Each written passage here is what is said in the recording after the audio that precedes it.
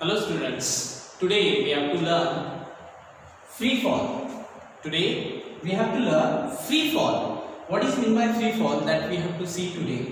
Free fall means when a body falls towards the earth under the influence of earth's gravity alone, it is said to be free fall. Free fall means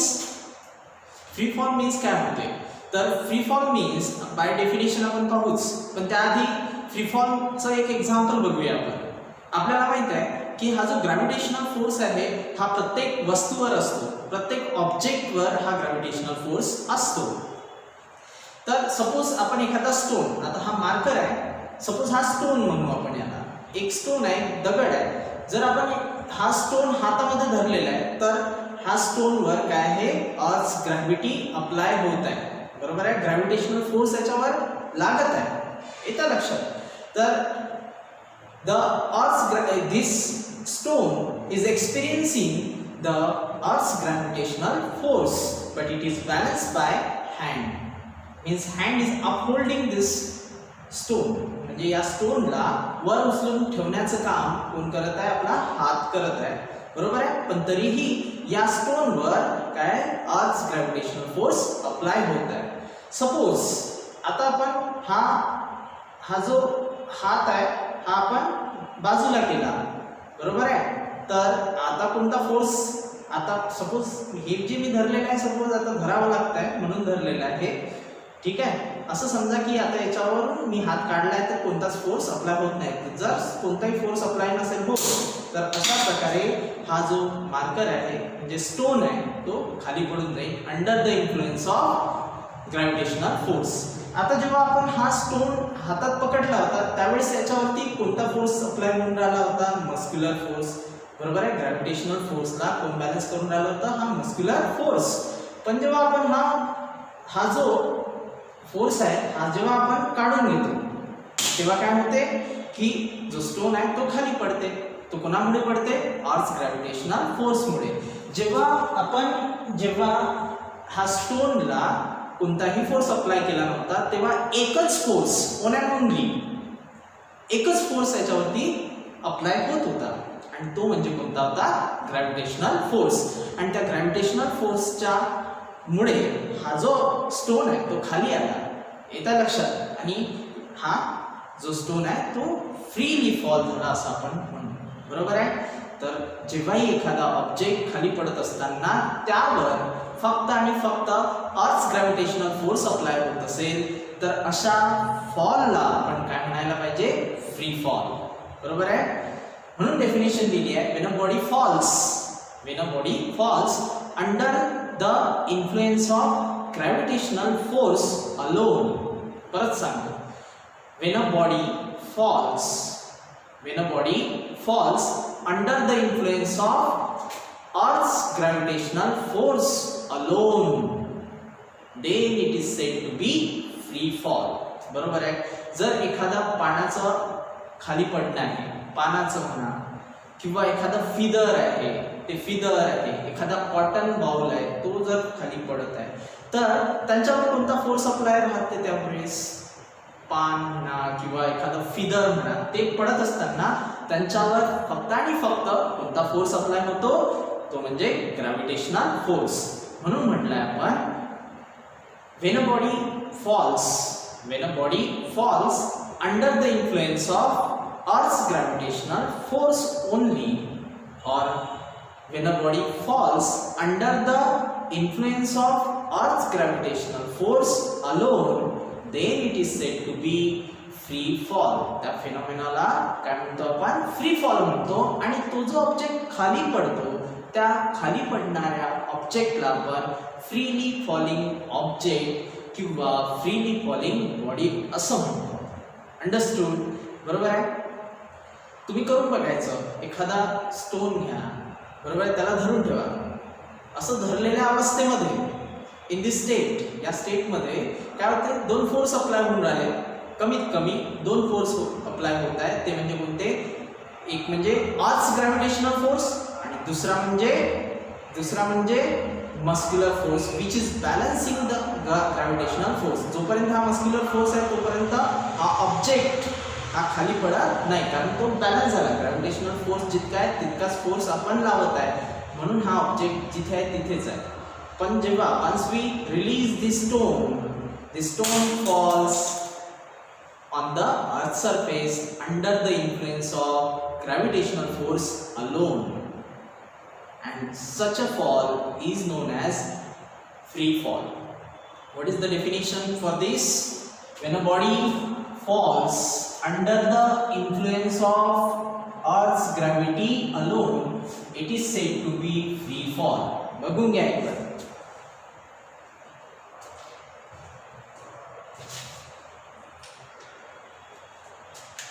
बघितलंय, when a body falls under the influence of earth's gravitational force, when a body falls under the influence of earth's gravitational force alone किंवा earth gravity alone, it is said to be free fall. त्याला म्हणतो आपण free fall. Understood? आपण example घेतलं जे textbook मध्ये तुम्हाला दिलेलं आहे की स्टोन जर आपण हातामध्ये धरून ठेवला तर त्याच्यावरती दोन फोर्स ऍक्ट होतात. एक म्हणजे ग्रॅव्हिटेशनल फोर्स, तो जितका आहे तितकाच फोर्स आपण आपल्या हाताने लावतो, त्याला मस्क्युलर फोर्स म्हणून, बरोबर आहे. तर हे दोन्ही फोर्स इक्वल आहे, पण जोपर्यंत हा फोर्स आपण लावलेला आहे तोपर्यंत बॉडी फॉल होणार नाही. पण when we release the stone, जेव्हा स्टोनला आपण सोडून दिला त्यावेळेस किती फोर्स राहिले? एकच, आणि तो म्हणजे कोणता? अर्थ ग्रॅव्हिटेशनल फोर्स किंवा अर्थ ग्रॅव्हिटी, बरोबर. मग जेव्हा एखादा ऑब्जेक्ट खाली पडताना त्याच्यावरती एकच फोर्स लागत असेल, एकच फोर्स अप्लाय होत असेल, त्याला म्हणतो आपण त्या बॉडीच्या किंवा त्या ऑब्जेक्टच्या खाली पडण्याला आपण काय म्हणतो? Free fall. काय म्हणायचं त्याला? फ्री फॉल, बरोबर आहे. आता फ्री फॉल होतो त्या ऑब्जेक्टला आपण फ्रीली फॉलिंग ऑब्जेक्ट किंवा फ्रीली फॉलिंग बॉडी म्हटलंय. मग याचे एक्झाम्पल्स काय? त्याचे example falling feather, falling leaves हे सुद्धा देऊ शकता तुम्ही. Freely falling leaves, freely falling feather, बरोबर आहे. त्यासोबतच some examples are written over the board. Moon and artificial satellite. Moon and artificial satellite, these are the two objects which are moving only under the earth's gravitational influence of earth gravitational field. म्हणजे अर्थची जे gravitational field आहे, suppose ही अर्थ आहे आणि अर्थची ही gravitational field आहे, बरोबर आहे.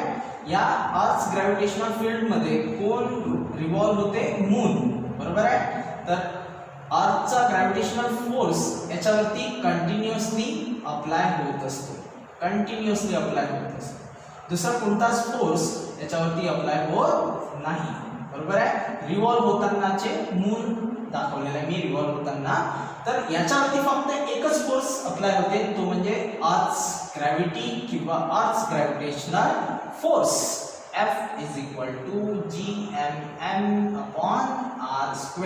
हा फोर्स ऍक्ट होतो, दुसरा कोणता फोर्स ऍक्ट होत नाही. म्हणून moon and artificial satellite are moving only under the earth gravitational influence of earth gravitational field, hence they are in a free fall. म्हणून म्हटलं आपण की ते कसे आहेत? They are in a free fall. Understood? त्यानंतर आपल्याला एक फॅक्ट सुद्धा जाणून घ्यायची आहे. आपल्याला एक फॅक्ट जाणून घ्यायची आहे की ऍक्च्युली फ्री फॉल हा फक्त व्हॅक्यूम मध्ये होतो. फ्री फॉल कुठे होतो? True free fall occurs only in vacuum. Vacuum म्हणजे काय होते? व्हॅक्यूम मीन्स निर्वात पोकळी, ज्या ठिकाणी हवाच नाही आहे, ज्या ठिकाणी एअरच नाही आहे, त्या ठिकाणाला आपण काय म्हणतो? व्हॅक्यूम. जिथे कोणत्याच प्रकारचं एअर नाही आहे, तर प्रेशर नाही आहे. प्रेशर नसेल त्या ठिकाणी काय म्हणू आपण? व्हॅक्यूम, बरोबर आहे. तर युनिव्हर्स हे एक प्रकारचं व्हॅक्यूम आहे, येतं लक्षात. त्यानंतर या व्हॅक्यूम मध्ये कोणतीही वस्तू फ्री फॉल मध्ये असते, बरोबर आहे. फ्री फॉल मध्ये असते कारण फक्त एकच फोर्स ऍक्ट होत असतो. तुम्ही म्हणाल मग सर अर्थवर फ्री फॉल होत नाही का? तर अर्थ सरफेसवर ॲक्च्युली फ्री फॉल होत नाही. त्याचं रिझन आहे, एक मिनिट थांबा. त्याचं रिझन असं आहे,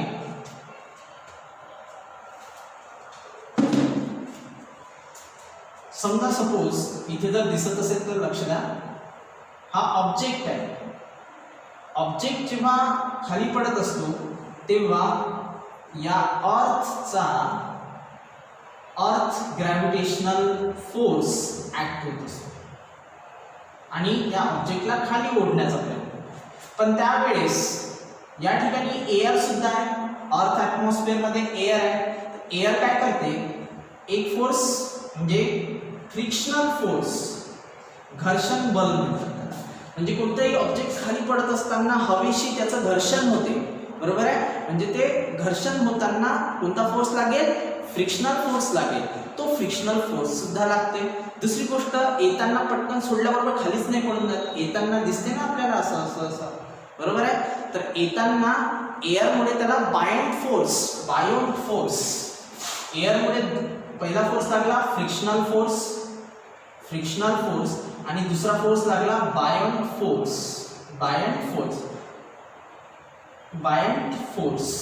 बरोबर आहे. बायोंट फोर्स लागला.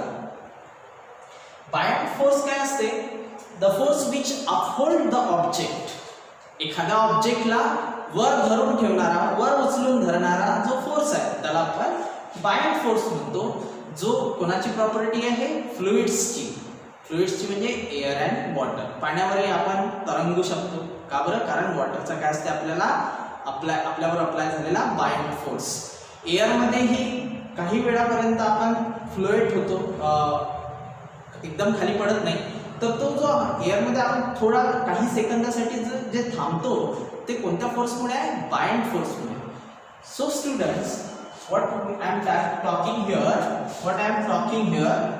earth is applying the gravitational force and air is applying the two forces, frictional force and buoyant force on this object. म्हणजे आता टोटल किती फोर्स झाले, तीन फोर्स झाले. मग तीन जर फोर्स एखाद्या ऑब्जेक्टवर अप्लाय होत असेल तर त्या ऑब्जेक्टच्या फॉलला फ्री फॉल म्हणायचा नाही. तो ॲक्च्युली फ्री फॉल नाही आहे. ज्यावेळेस फक्त एकच फोर्स, एकुलता एक फोर्स ऑब्जेक्टवर अप्लाय होत असेल, तो म्हणजे अर्थ ग्रॅव्हिटेशनल फोर्स. हाच फोर्स जर अप्लाय होत असेल एखाद्या ऑब्जेक्टवर तर त्याला म्हणायचं, त्या ऑब्जेक्टच्या फॉलला काय म्हणायचं, फ्री फॉल, बरोबर आहे. ॲक्च्युली मग अर्थ सरफेसवर, अर्थ ॲटमॉस्फिअरमध्ये जो कोणता फॉल होत असेल, कोणत्याही ऑब्जेक्टचा फॉल होत असेल त्याला फ्री फॉल म्हणू शकत नाही. पण फ्री फॉल काय आहे, when a body falls under the influence of earth's gravity alone, it is said to be free fall. त्याला म्हणतो आपण free fall. Now next, for freely falling object, velocity on reaching the earth and time taken for it can be calculated by using Newton's equation. आता इथे काय म्हटलंय की freely falling बॉडीची velocity आणि टाइम आपण कॅल्क्युलेट करू शकतो बाय युजिंग न्यूटन्स इक्वेशन. न्यूटनची इक्वेशन कोणते होते, न्यूटनचे इक्वेशन आपण अर्लियर लेक्चर्स मध्ये डिस्कस केलेले आहे. न्यूटनचे इक्वेशन कोणते आहे, v = u + at, पहिले इक्वेशन. दुसरे इक्वेशन आहे s = ut + ½ at². आणि तिसरे इक्वेशन आहे v² = u² + twice as. v² = u² + twice as. असे तीन न्यूटनचे इक्वेशन आहे, बरोबर आहे. पण इथे फ्रीली फॉलिंग ऑब्जेक्ट साठी इनिशियल वेलोसिटी 0 घ्यायची, बरोबर आहे. इनिशियल वेलोसिटी, समजा हा ऑब्जेक्ट आहे आणि हे अर्थ सरफेस आहे. इथून ऑब्जेक्ट जेव्हा खाली पडेल तेव्हा इनिशियली त्या ऑब्जेक्टची वेलोसिटी किती राहील, 0 राहील. आणि when the object approaches towards the earth surface or reaches towards the earth surface initial velocity goes on increasing. आधी 0 असते मग वाढत जाते आणि ती बनते फायनल वेलोसिटी v. बरोबर आहे. पण इनिशियल वेलोसिटी किती आहे? u is equal to 0. Initial velocity 0. आणि दुसरी गोष्ट, हे जे ॲक्सेलरेशन आहे, rate of change of velocity is known as acceleration. This acceleration is now taken as acceleration due to gravity. हे ॲक्सेलरेशन, हा ऑब्जेक्ट कोणामुळे खाली पडून राहिला, याचा ॲक्सेलरेशन कोणामुळे आहे? ग्रॅव्हिटीमुळे आहे. म्हणून या ॲक्सेलरेशनला आता ॲक्सेलरेशन न म्हणता ॲक्सेलरेशन ड्यू टू ग्रॅव्हिटी म्हणजे g म्हणून. तर तुमच्या दोन गोष्टी लक्षात आल्या असेल, ते म्हणजे a च्या ठिकाणी आपण काय घ्यायला पाहिजे? g. आणि इनिशियल वेलोसिटी काय घ्यायला पाहिजे? u is equal to 0. बरोबर आहे. मग जेव्हा आपण लक्षात ठेवायचं की व्हॅक्यूम मध्येच फक्त फ्री फॉल होऊ शकते. मी टर्म रब केला. आता बघा पहिलं equation, v is equal to u plus at. बरोबर आहे. v is equal to u plus at, but u is equal to 0 and a is equal to g. Then this equation can be written as v is equal to 0 plus gt. Therefore v is equal to gt. Clear? आलाय ना? v is equal to gt. तर या equation नुसार v म्हणजे final velocity, g म्हणजे acceleration due to gravity, जी की 9.8 असते on earth surface, on any place on earth surface. अर्थच्या सरफेसवर कुठेही जी ची व्हॅल्यू किती असते? 9.8 मीटर पर सेकंड स्क्वेअर. आणि t इज द टाइम. तर या इक्वेशनला आपण velocity of the object, freely falling object आणि t असल्यामुळे time taken to fall on the earth surface सुद्धा कॅल्क्युलेट करू शकतो. तर हे होतं पहिलं इक्वेशन. सेकंड इक्वेशन बघूया आपण. सेकंड इक्वेशन कसं आलं पाहू. s is equal to half, s is equal to ut plus half at square. ut plus half at square is second equation. Now we can put the same value here, but u is equal to 0 and a is equal to g. Put this value in this equation, then what we can write? काय लिहू शकतो आपण? s is equal to 0 into t plus half g t square. So this can be written as 0 into t, 0 plus half gt square. This can be written as s is equal to half gt square, half gt square. This is a second equation. Second equation. बरोबर आहे.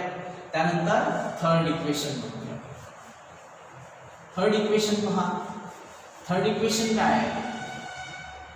Third equation हे असं यायला पाहिजे. तर third equation काय आहे? Newton's third equation of motion is v square is equal to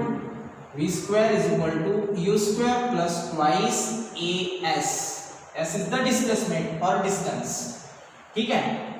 परत but u is equal to 0 and a is equal to g. Then what we can write? v square is equal to 0 square plus twice gs. S is the distance. Now v square is equal to 0 square 0 plus twice gs. Therefore v square is equal to twice g into s. This is the third equation. Understood? So in this way we can calculate velocity and time. Here distance and time, and here velocity and distance. So all these things can be calculated by using Newton's equation of motion. फक्त इथे लक्षात ठेवायचं आहे तुम्हाला की जर समजा एखादा ऑब्जेक्ट खाली येत असेल म्हणजे टुवर्ड्स द ग्रॅव्हिटी येत असेल तर g ची व्हॅल्यू कशी घ्यायची? पॉझिटिव्ह. कशी घ्यायची? पॉझिटिव्ह. आणि एखादा ऑब्जेक्ट वर फेकला असेल, आपण वर फेकला असेल तर जी ची व्हॅल्यू काय असते? Negative, because it is against the gravity. हा ऑब्जेक्ट वर जाऊन राहिला आणि ग्रॅव्हिटी त्याला खाली ओढते. ऑब्जेक्ट वर जाऊन राहिला आणि ग्रॅव्हिटी खाली ओढते, म्हणजे ग्रॅव्हिटीच्या हा ऑब्जेक्ट काय जाऊन राहिला? अगेन्स्ट. म्हणून जी ची व्हॅल्यू काय घेतो आपण? निगेटिव्ह. हे लक्षात ठेवायचं. तर अशा प्रकारे we have completed the today's topic, that is free fall. I hope you understood the topics which we have discussed today. And if you have any problem or any queries, please let me know through the SMS or through the chat.